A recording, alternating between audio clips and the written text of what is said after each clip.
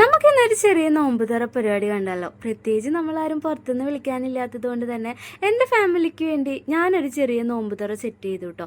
ഈ കാര്യത്തെക്കുറിച്ച് ഞാൻ ആദ്യം അവതരിപ്പിച്ചത് ചേച്ചിയുടെ അടുത്തായിരുന്നു കേട്ടോ. ചേച്ചി വൻ സപ്പോർട്ടായിരുന്നു. മാത്രമല്ല എൻ്റെ കൂടെ നോമ്പ് പിടിക്കാനും കൂടിയിട്ടോ ആള്.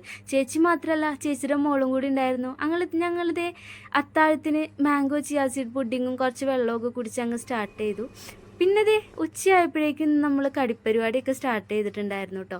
മിന്നു ഒരു ഉച്ച വരെ പിടിക്കുള്ളൂ എന്നാണ് കേട്ടോ ഞാൻ വിചാരിച്ചിട്ടുണ്ടായിരുന്നു. എങ്ങനെയുണ്ട്?